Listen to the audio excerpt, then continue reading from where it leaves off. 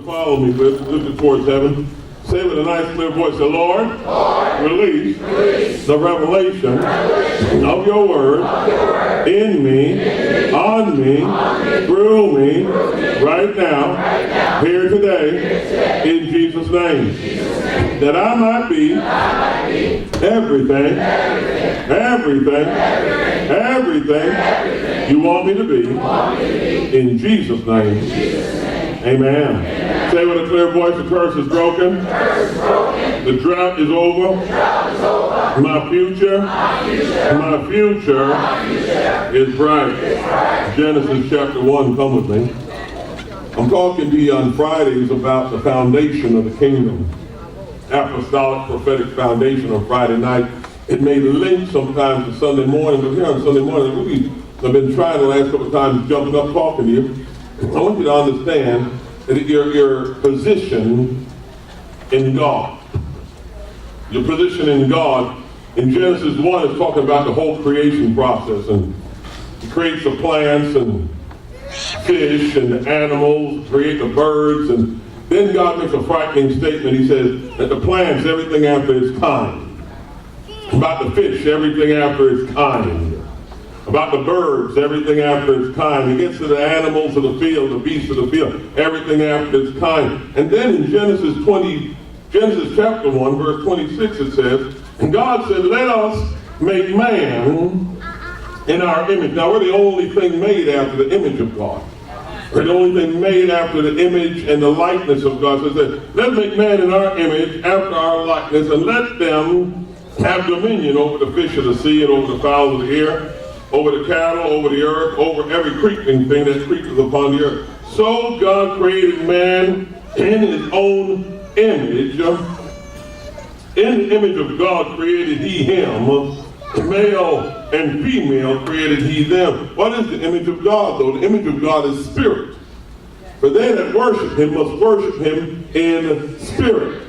God's image is not really a nose and a chiseled feature and eyes. Oh, there's the eye of God, the finger of God, and things of this nature. God's image is a spiritual image. God is a spirit. Somebody say God is a spirit. God is a spirit. Now, if I'm being made in the image of God, there's a spiritual realm about me, even though I'm in this shell of a man. My spirit realm is what I'm concerned about. I'm inside this shell, and my biggest hindrance really is not the devil on a regular basis. My biggest hindrance is this shell, this body. Gives me difficulty, hindering me towards my progressiveness and my going forward in success. I'm looking in the Word of God, and I look in Genesis chapter 1, verse 3. And in Genesis chapter 1, verse 3, it says, and God said. Verse 6, and God said. Verse 9, and God said. Verse 11, and God said. Verse 14, and God said. Verse 20, and God said. Verse 24, and God said, then when I go back to verse 26, God said, and God said, verse 26, let us make man in our image after our likeness. Now, one of the things about my spiritual existence being made after a God kind is that I should be able to vocalize and speak spirit and life just like my Father in heaven is speaking. Somebody say amen. I should be able to speak myself into a glorified, victorious, successful direction. Now you may hear me say it a lot, but I really am very serious about it. I feel that we allow too many things out of our mouth just because of a moment of frustration. I hate you. I can't make it. I'm not going to be able to get there. We're going to lose the house. They're going to foreclose on us. I think it might be cancer. Dr. Adrian said, I think it might be cancer. You know, my mother had cancer. My grandmother had cancer. There's things coming out of our mouth constantly, and we need to keep in check. We need to learn that my speech, because it can be controlled by my spirit, that my spirit has the ability to speak volumes of life and abundance and breakthroughs and transformation out of me on a regular, constant basis. And he said, but I just had to say, you didn't have to say nothing. You needed to keep this shell under control. But I've always been that way. I'm just vocal. Just got to say, well, you can't be that way. I want my spirit to speak. Somebody say amen. Amen. You ever hear the scripture, Jesus himself talking? Jesus said, out of the abundance of the heart, the mouth speaks. Out of your spirit, you should be speaking great supernatural things to change it. I will succeed. I'm about to get the breakthrough. I am prosperous. My life is being changed right now. No more going back. I cannot backslide. I will not fall to the wayside. I'm speaking truth on a constant, regular basis. Jeremiah chapter 11 verse 8 says this, yet they opened not, nor inclined their ear, but walked every man in the imagination of their evil heart. Therefore, I will bring upon them all the words of this covenant, which I commanded them to do, but they did them not. Now, I want to watch when I'm speaking, because you don't realize you're going to make covenant with something. A covenant's a spiritual contract. You don't want to make covenant with failure. You don't want to make covenant that I'm going to die early. You don't want to make covenant that I'm going to lose my house. You don't want to make covenant that my child might be in the gang, or my child might perish, or I don't want to make illegal, unnecessary covenant out of my mouth. I want to say something good. Then someone will make a statement to me, I want to just be real. You mean saying good things all the time isn't being real? You got to say something negative to be real? The Word of God says in the book of 1 Corinthians that the primary purpose of prophecy, listen now, the primary purpose, I'm paraphrasing now, the primary purpose of prophecy is to edify, encourage, confirm. I love when you got prophets. I'm not saying that prophets don't reveal things that are hidden, because the Bible said they'll reveal the hidden things. But I don't believe every time you're ministering to folks, you got to say something to offend or hurt or break down. Your words should be words of edification, encouragement, and confirming. Somebody say amen. You get a confirmation, even if you say, man, I want to buy that house. And in you, I don't know if we're going to be able to pull this off. You didn't voice it. It's in here. Don't speak it out. I don't know if we're going to be able to pull this off. It's in here. Don't speak it out. But all of a sudden the prophet comes and says, I see you in a new house. You can take that now as your confirmation. You know what? I'm going into a new house. God is going to bless me. And then you start speaking that thing. I'm going into a new house. I will possess a new piece of property. I'm going to be a homeowner. My life's going to be better. I'm going to be perpetually moving forward. Not to speak the negative and coming into a covenant with that negative. Somebody said, I don't want to come into covenant with the negative. Now, in one other translation, it actually uses in Jeremiah chapter 11 verse 8, where it says here, and they obeyed not, nor inclined their ear, but walked every man in the imagination of the evil heart. Therefore I will bring upon them all the words, or it says in another translation, all the proclamations, all the proclaiming. We have proclamations here at church. The town and the state has given us proclamations. Proclamations are statements that are made out loud in front of other people. Who's hearing? A proclamation. What do you think about that car over there? I'm buying that car out loud in front of everybody. And you know, Apostle, you say it out loud and then it doesn't come to pass. You know, you need to remove yourself from that location. Look at somebody and say, you need to start speaking out loud. Say it again, you got to start speaking out loud. You see, I've been made after a God kind. When he made me, he didn't make me like the plants. He didn't make me like the water, or the fish, or the birds. He didn't make me like the beasts of the field. He didn't make me like, you know, something else, everything after kind. I'm after a God kind. When I start speaking, I'm speaking as God spoke. And when God spoke, there is creative power in the words of God. I'm going to 2 Timothy. Come with me. There are creative words. My marriage is blessed. Me and my wife are just fine, thank you. He said, well, you know, I believe in saying the truth. That is the truth. That is the truth. The truth is in the book. Somebody said the truth is in the book. Everything I say, whether I quote it word by word, everything I say, whether I quote it word by word or I paraphrase it, I'm speaking truth. Me and my wife are fine. You know why? Because the two shall be one. So if she said it to you, you don't even need to come to me and say, I want to really know what the apostle said. She already spoke it. That's why if I say something, she don't have to backtrack and people go, well, you know, apostle, no. I said it already. We're not two, we're one. We got the same voice, the same mind, the same spirit. We've both been made in the image and the likeness of God's same spirit. Now the thing is that I find that if I'm not careful, instead of quoting it, reading it directly, or paraphrasing it, I start saying other things. Well, you know there's a lot of divorce in my family. Wrong thing to say. You know, a lot of my family, like when I had my little heart attack a few years back, every family member of mine that came into the hospital said, you got to keep in mind, Randy, all of us have heart attacks and all of us have, high blood pressure and a lot of us die young. I just let all of them talk because, people, they comfort in you. I don't know what kind of comfort that is. You come to my bedside, and see, you come to my bedside, you won't be all right.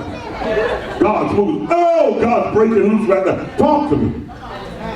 My soul had a heart attack. He can't move the side of his body. Now I've got a stroke. You talking to me? So, even though I'm laying in the hospital bed, I'm not trying to be rude to folks. I said, I hear you. I hear you, Uncle. Cousin, I hear you. God bless you. But when they were walking out of the room, I said, man, I am healed. I'm already touched. God's already given me a breakthrough. God's already transitioned my circumstance. I'm getting out of this hospital. My wife didn't know. If she didn't catch me, if she did not catch me slumped over the wheel of the car during the moment of the heart attack, we would have still gone on vacation. Because I put everything in the car and I got out of the car and I'm over the wheel. I'm, oh my God.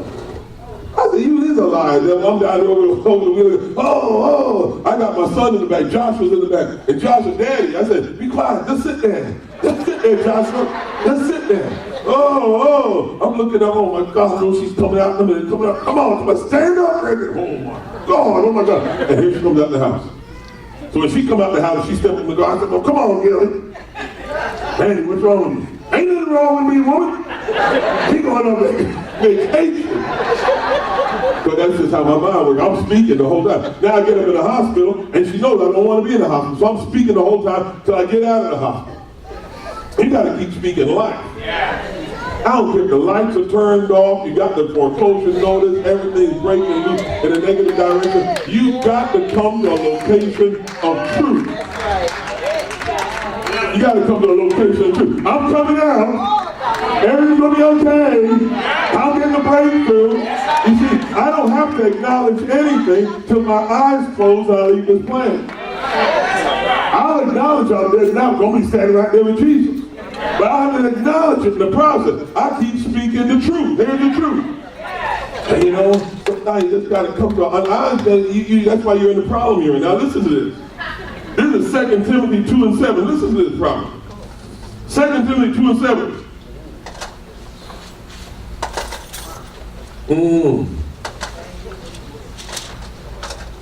Hold on. Thank you, Lord. This is what happened when you be right. The Lord bless you richly. I'm really glad you tuned in today. The Word of God, I love the Word of God. And I know you're enjoying the Word of God also. We're back on TV, and we're here at the Impact Network. This is a new season for you. Of course, a new season for me. As I'm coming on to the Impact Television, I believe there's a word in me, a word in my wife, a word from our ministry to transform your life, take you higher, deeper, and further than ever before. Now, here's the next thing I want to tell you. You can call the prayer line, 631-253-2117. When you call the church, we're here and available to pray with you. If no one picks up, you can still get your prayer and leave it online. And someone will get back to you as soon as possible. As you call in, here's a miracle waiting for you.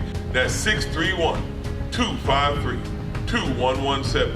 And as you call in, you're going to be blessed and your life is going to be strengthened and transformed. I want to let you know we love you.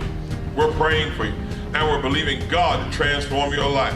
Call that prayer line today, 631-253-2117, and tell a friend, join Apostle Randy Brown on Impact Television. Let's go back to the Word of God right now.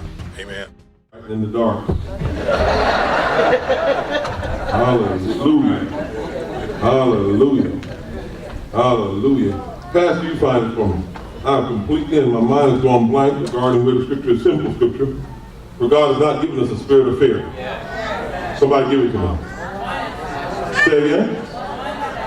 1:7. Thank you. 2 Timothy 1:7. It says this. For God has not given us a spirit of fear, but of power, love, and what? Power, love, and a sound mind. Now listen to me. He's not giving me a spirit of fear. So when I was made after the God kind, there is no fear in God. God ain't scared of nothing. I was made after a God kind. I just don't want to fail. No. It's not in you to fail. So you can't speak about failure.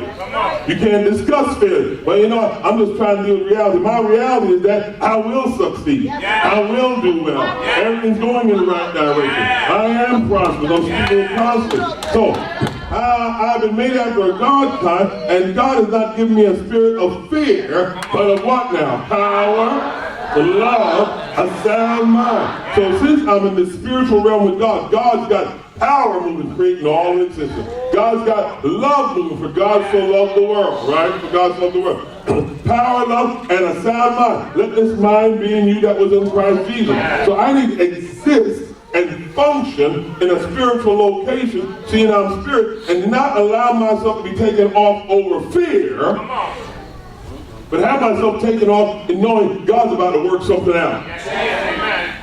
Who's in the midst of anything right now? Anybody in the midst of anything right now? You must know without doubt He's going to work that situation out. And here's one of the greatest things to help you know it's going to work out. You cannot discuss where you are in this difficult moment right now with people of ignorance and weakness spiritually. You must only discuss it with people that can agree with your faith. And someone will say, why didn't you share it with me, brother? I would have been praying with you. If I shared with you, and then you said, oh, you know what happened to Miss Johnson down the street? She lost everything. I don't want to hear about Miss Johnson down the street. I want you to say to me, everything will be all right. Everything's going to work out. God is going to move on your behalf. There's a breakthrough coming today. I'm going to succeed. Because let me tell you something. Fear has power. If anybody in this building has ever been tormented with fear, you're looking at them. Fear of the dark, fear of loud noises, fear of crowds, fear of rain coming down. Sat on my bed most of my life up to age 13, 14, 15. Could not sleep through the night because I knew if I closed my eyes I would die, and I still did not have the assurance of my salvation, though I got born again at age 9. Fear, the Bible says fear brings torment. So why should I be fearing? House burned down, why are you outside screaming and going through? I can't believe it. Okay, if you got insurance, don't worry about it. And the thing that, if you don't have insurance, I stand on the truth then. Footsteps of a righteous man. I guess today my house was supposed to burn down. I ain't even got covered, but Father, your word said my footsteps are ordered by you. You must be going to perform some crazy miracle in my life. You're going to do something supernatural on my behalf. You're going to change my situation. All things work together for good. To them that love God. To them who are called according to His what now? Purpose. If I have a meltdown, let fear come, and fear will kill you. Fear will overtake you. You ever read the word of God where it says, what you fear will come upon you. I don't fear nothing now.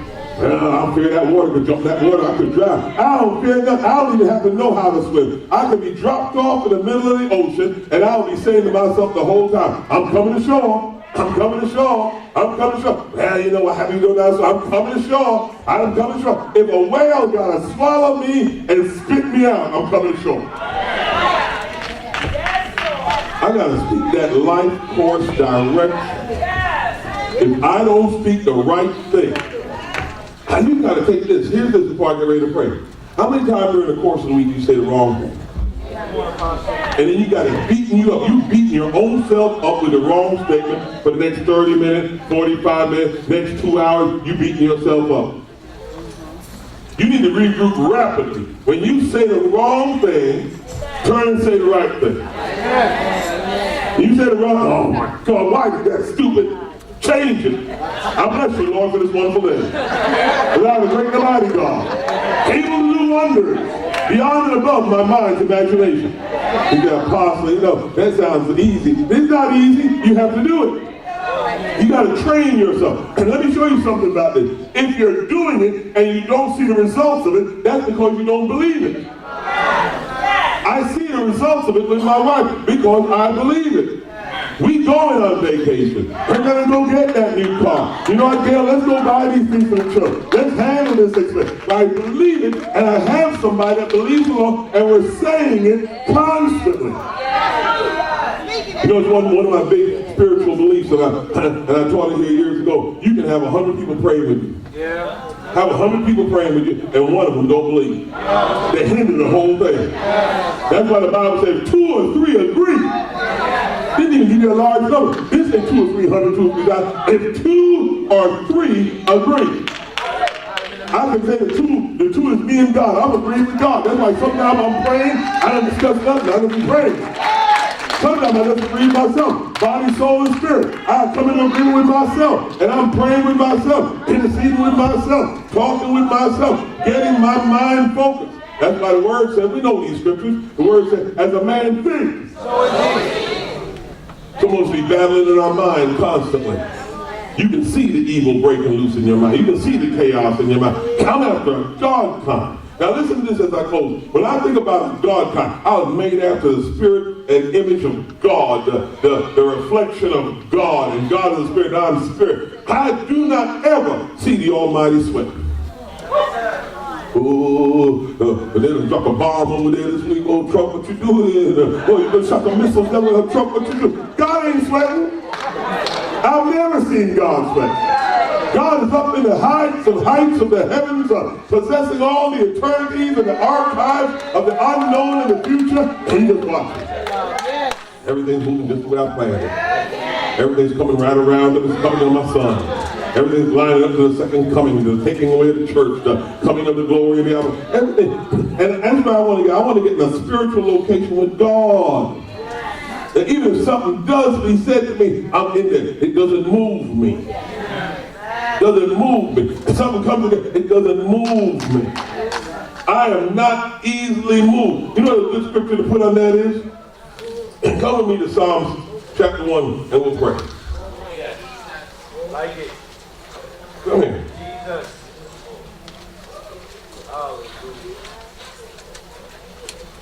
Psalms chapter 1. I'm going to start reading in verse 3. Psalms 1 and 3. And he shall be like a tree planted by the rivers of water. I'm planted by the word of God. I'm planted by the word of God. My wife is planted by the word of God. We're constantly in the word. I'm planted by the word of God. I'm planted by the word of God. I'm planted by the word of God. I'm planted by the word of God. It says here, verse 3, and he shall be like a tree. I'm like a tree planted by the rivers of water that bring forth his fruit in his what? This is my season. You say, how do you know? Because that's what I always say. This is my season. I never say my season is coming. This is my season.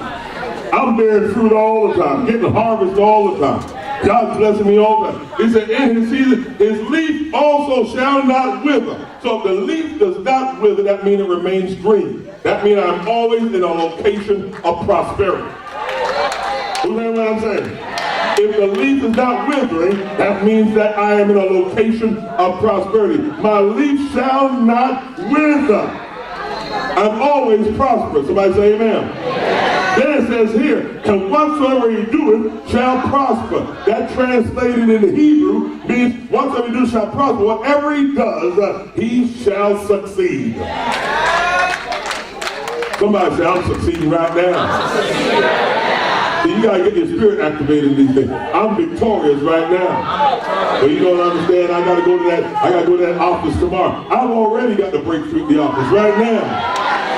You know, I got the doctor, waiting for the doctor report. It's already taken care of right now. Because God is a right now God. Here's something for you. God's a right now God, but he's in the eternity. Somebody say amen. God's already down in 2025, 2050. God's an eternal God. So even though he's a right now God, he's an eternal God. He sees the beginning from the end from the beginning. So anything that's breaking loose, he already knows the explosion of it, the ending course of it, how it's going to finish out. And the thing is that anything God puts his hand to must succeed. God has never failed. So God's hand is on me. I know I will succeed. Well, Apostle seems like he's going through a lot. If you talk to me, you'll never know anything wrong. But I ain't going through nothing. God's about to move, and I'm about to succeed. Somebody say amen. That's because you're still here. This is what's jamming you up. You all worked up because you broke one plate of the 10-piece set, and now you're wondering how you're going to, stop it. You understand what I'm saying? You're worked up because you went outside and there's a scratch on the bumper, and you find yourself, oh my God, scratch on the bumper. My God, stop it. That's this. It's like this morning, I had an interesting before I'm out the platform. They came and tell me all 4 windows of your Lincoln are down. Now I got out the Lincoln this morning. All 4 windows was up and I stepped out of it. I came into the building, all 4 windows was up. So as soon as they told me, I said, go check it. Why did you go check it? Because I'm not here. I'm in here. Lincoln's just a vehicle. Get me from my house where I gotta go. It's just a machine made by a man. And my life is right in here. So whether those windows went down by themselves, may God help me. But I don't want no Christine out there. Who else ever talking about Christine? Either I want, you don't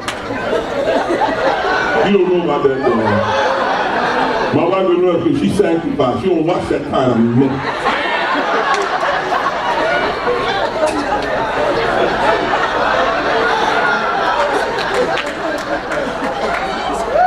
If somebody had busted out the windows because they mad at the apostle, that don't affect me here. I'm in here.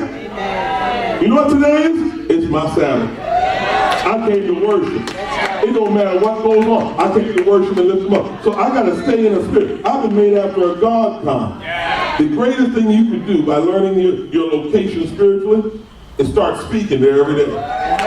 No matter what happens, you speak there every day. Tomorrow morning, this evening, tonight, you speak there. Everything's going to be fine. Everything's going to be well. Everything's going to be great. God is with me. God is on my side. 1,000 shall fall on my side, 10,000 on my right hand. It shall not come nigh me. No weapon formed against me shall prosper. Every trap that they laid for me, they shall fall into themselves. Woe be all to that one that touched me. It would be better than a rope was tied around your neck and a stone on the other end, and you drop in the middle of the ocean. Lest you touch any of the little children of the Almighty God. I'm talking constantly to myself.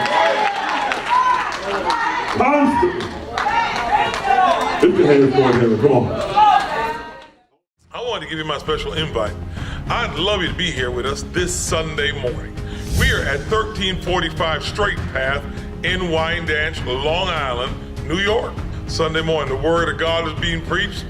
Lives are being transformed. People are getting born again. People are getting healed. If you want more details and information, you can call the church, 631-253-2117.